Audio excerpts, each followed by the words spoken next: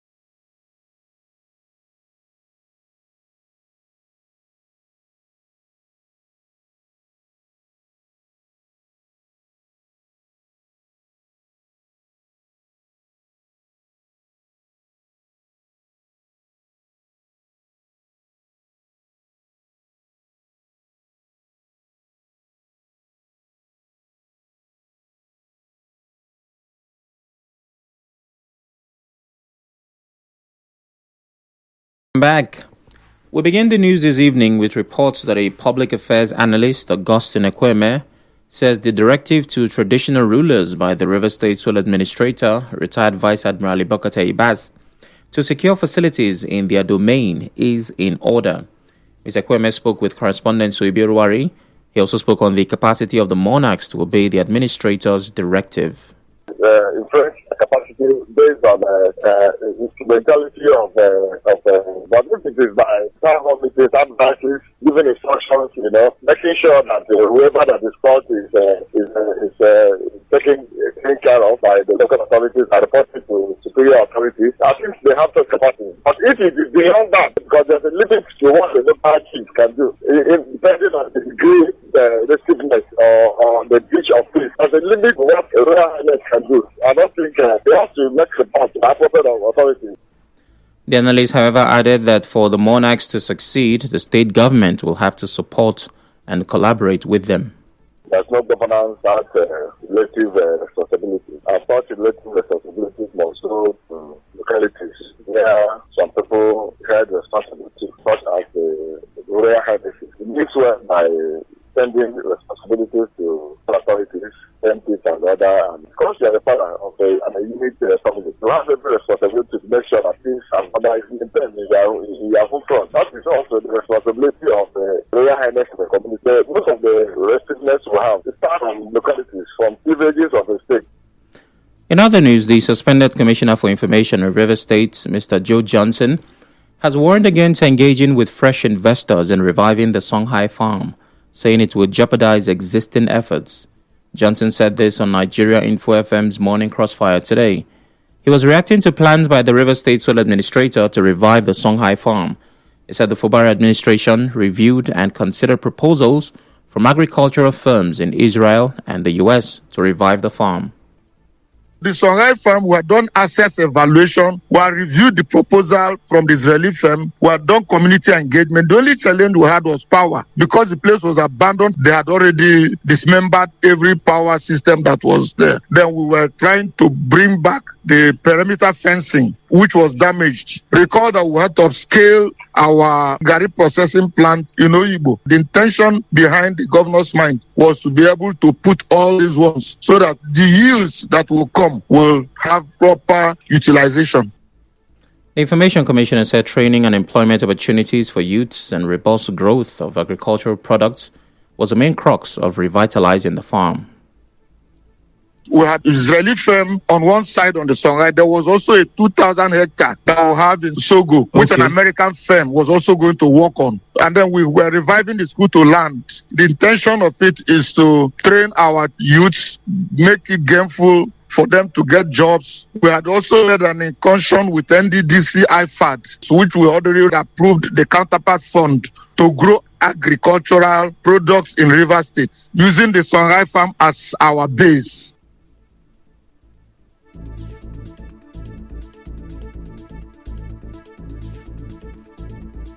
Meanwhile, an agricultural expert, Dr. Julius Igueye, says for the Songhai farm to be shielded from political interference, it must be privatized.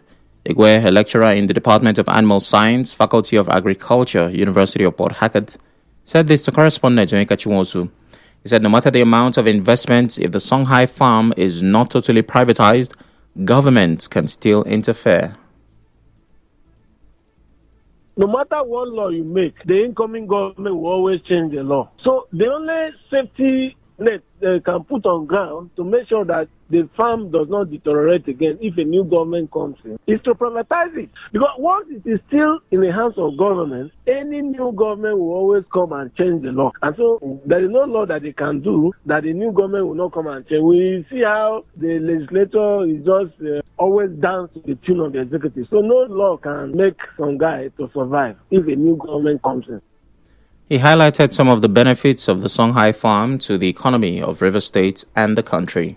To increase food production, that's the volume of food that is available. Food security is also over time. That farm will help in training Rivers people, especially those that want to go into farming without going through the university, polytechnic, and the rest. It will contribute to the overall food security situation in the state. And also, food access. Songhai farms will provide this. One, the food will be nearer home to where people want. And people that produce the food and sell, they will have money to buy other types of food that they don't produce by themselves. Still talking agriculture, a development expert, Mike Haribo, has hailed the proposed 31.4 billion naira budget for agriculture in Rivers State's 2025 emergency rule budget, saying it is the highest the state has proposed for agriculture in over a decade. Haribo said this while speaking with correspondent Ifechukwu Moili. He stressed the importance of a long-term agricultural policy that ensures continuity regardless of who takes over power. I think that we need to put our acts together and develop the policy framework for Rivers State. How do we have a 5-year, 10-year plan for Rivers State that everybody sticks to? So whether you come in as a governor from APC or PDP or GSS or whatever party you're coming from, we already have a plan that we've all agreed on as Rivers people. This is our development plan for the next 10 years. This is our development plan for the next 20 years. It's easy to fit in. You just plug in and you play. Haribo believes reviving the Songhai farm in Thai and fish farms in Degema will boost food production. Those projects that were already on, like the Songhai farms, like the fish farms that we had in Degema and some other places, should now be reactivated. And then let's connect the farm to industrial sector. What industries do we have in Rivers State right now that require agricultural input? I know the former governor did something around a cassava processing farm somewhere in Afam. These are the kind of things that you want to do. How do you integrate agriculture within the industrial development?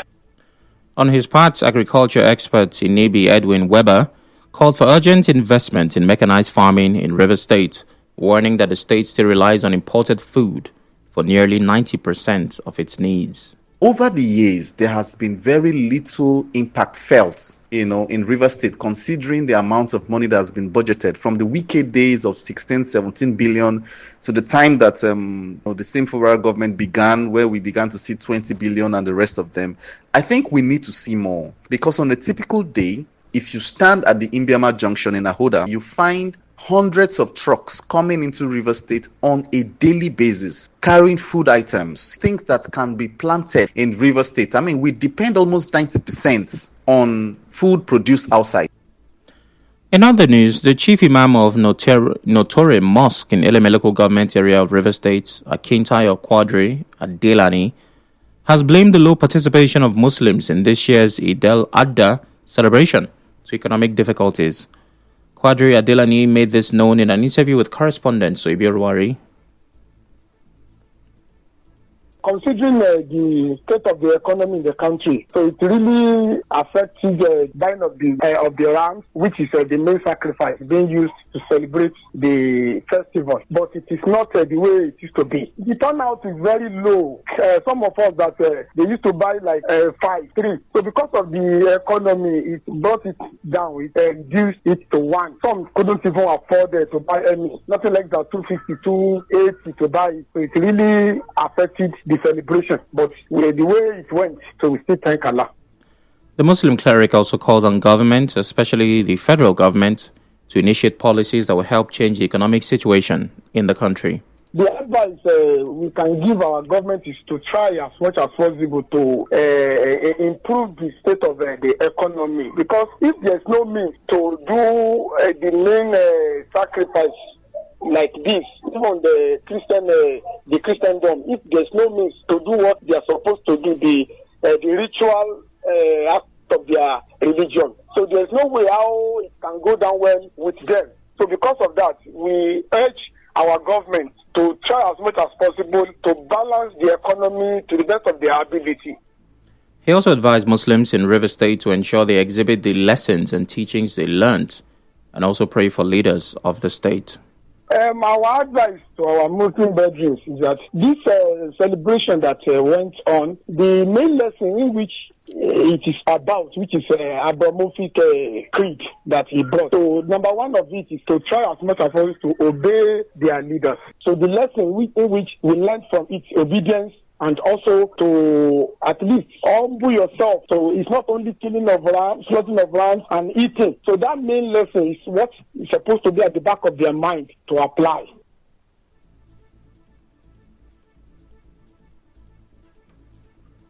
Still to come, former presidential aide Audu links resignation to President Tinubu's alliance with FCT minister. Stay tuned.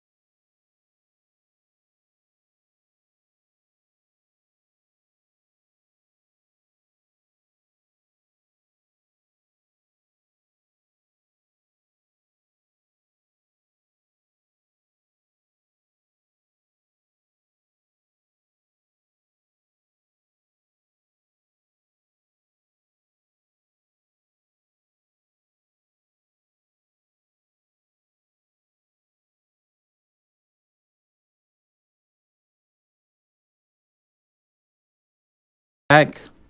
A Lagos-based political analyst, Libros Oshoma, has described as political hypocrisy the statements credited to the presidency that the appointment of opposition members, especially the FCT minister, into the federal cabinet was based on merit and not for political reasons. Mr. Oshoma said this while speaking with correspondent Soebi Ruwari. He criticized the president's move in appointing PDP members who were accused of destroying the country into the APC.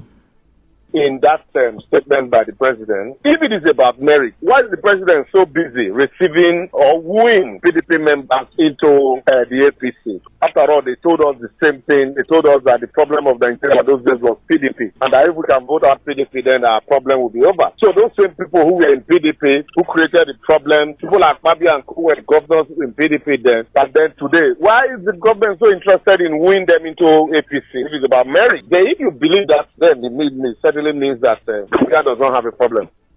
The political analyst said the appointment of the FCT minister into the APC government was more of politics. So to answer your question directly, I will still say that the reason he appointed Wike was he appealed to some persons. He has the resources available because of Wike's larger than life influence in the South-South and the fund available to him, the resources available to Wike, the one he wanted to use to run for presidency that he didn't eventually use. Is anybody thinking in that direction? What with 10 performance here, he will be able to display a few of that, and then he will be able to guard, hold down some persons or some positions for him. That's basically what, not on merit solely. If we were talking about merit, a few ministers here and there, who else? Recall that over the weekend, the Vice President Kashim Shettima, who represented the President in a function in Abuja, described the appointment of the FCT minister into the federal cabinet as a move to redefine the concept of leadership based on merit and not political affiliation. Meanwhile, Aliyu Audu, a senior special assistant to President Bola Tinubu on public affairs, says he resigned from President Tinubu's administration over what he called President Tinubu's unholy alliance with the FCT minister, Nyesom Wike. In a statement after his resignation, Audu also expressed concerns over the growing defection of politicians to the All Progressives Congress. He clarified that his resignation was not an act of rebellion, but a matter of conscience and a commitment to preserving Nigeria's democratic integrity.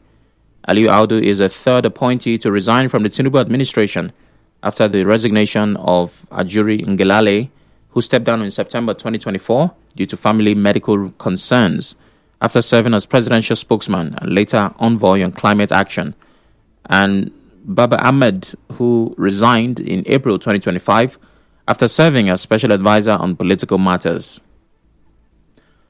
Mariam Abacha, widow of former military head of state General Sani Abacha, says it is not true that her late husband looted billions of dollars during his time in office.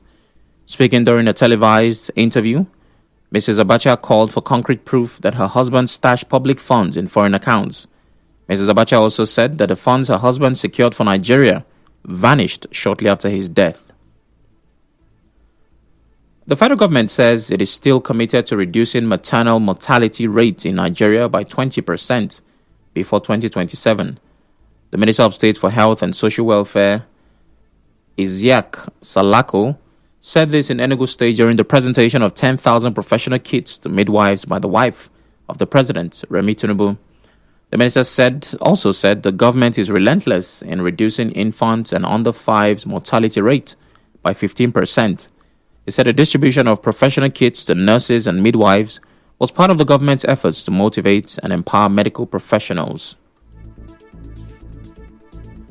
On the international scene, Israeli forces have stopped a Gaza-bound aid boat and detained climate change Greta Thunberg and other activists who were on board, enforcing a long-standing blockade of the Palestinian territory that has been tightened during the war with Hamas.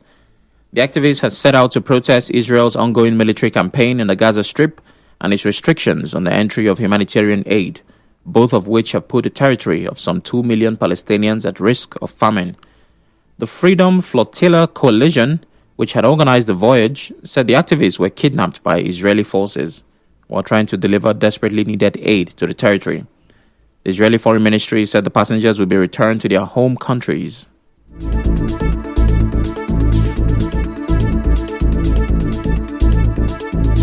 On the news this evening, you heard analyst Augustine Ekweme has hailed Rivers administrators' directive to monarchs to protect government facilities in their domain. Suspended Rivers Commissioner Joe Johnson has warned against engaging another investor for the Songhai farm. Former presidential aide Audu says his resignation from President Tinubu's government was due to the president's alliance with the FCT minister Nyesom Wike. On the foreign scene, Israel is to deport climate activist Thunberg and others on Gaza aid boat. The news was edited by Onyeka Chimosu. To reach the news team, send an SMS or WhatsApp to 0808 721 7215. I'm Sam Chinedu. Thanks for listening.